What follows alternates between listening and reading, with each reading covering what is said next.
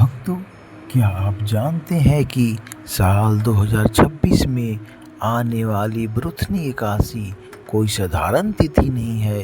यह एक ऐसा दिव्य अवसर है जो आपके पिछले कई जन्मों के पापों को शांत कर सकता है। लेकिन आपकी एक छोटी सी गलती आपके पूरे व्रत का फल भी समाप्त कर सकती है। आज हर जगह यही चर्चा है, व्रत 12 अप्रैल को रखा जाए या 13 अप्रैल को, और यही सबसे बड़ा भ्रम है जिसमें बहुत से श्रद्धालु फंस जाते हैं। सत्य क्या है? हमारे शास्त्रों के अनुसार उदय तिथि का नियम सबसे महत्वपूर्ण होता है, यानी सूर्योदय के समय जो तिथि रहती है वही मान्य होती है। इसलिए व्रत का सही दिन आपके स्थान के सूर्योदय पर निर्भर करेगा। आंखें बंद करके किसी की बात मान लेना सही नहीं है। अब बातें करते हैं इस व्रत की शक्ति की। शास्त्रों में बृथनी एकादशी को एक रक्षा कवच कहा गया है। यह व्रत आपके जीवन से नकारात्मक एनर्जी, कर्ज, बीमारी और क्लेश को दूर करने की क्षमता रखता है। लेकिन इसका लाभ तभी मिलेगा जब आप नियमों का सख्ती से पालन करेंगे। व्रत की शुरुआत कैसे करें? एकादशी के दिन ब्रह्म मुहूर्त में उठे, स्नान करें और स्वच्छ वस्त्र पहने। भगवान विष्णु के सामने दीप जलाकर संकल्प लें। बिना संकल्प के व्रत अधूरा माना जाता है। पूजा में क्या अर्पित करें? पीले फूल, फल और तुलसी पत्र अर्पित करें। ध्यान रखें, तुलसी के पत्ते एक दिन पहले ही तोड़ लें।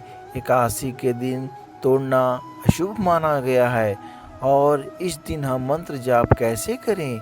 आप ओम नमो भगवते वासुदेवाय का मंत्र जाप हमेशा लगातार करें।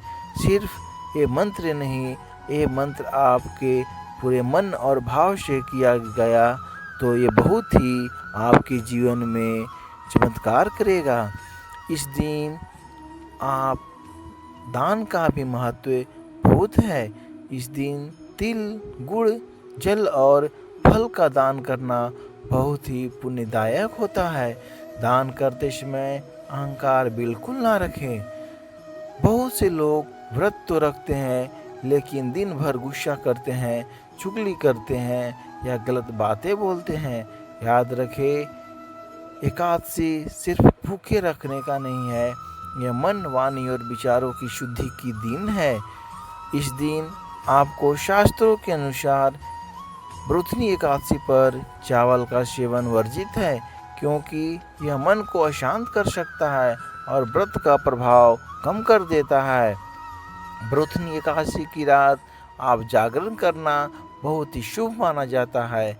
आप भजन कीर्तन करें, भगवान विष्णु सहस्त्र नाम का पाठ करें और द्वादशी के दिन सही समय पर व्रत खोलें। सबसे पहले जल और तुलसी का के साथ पारण करें, फिर हल्का सात्विक भोजन लें। अंत में अगर आप सच्चे मन से इस व्रत को करते हैं तो यह आपके जीवन में सकारात्मक बदलाव ला सकता है।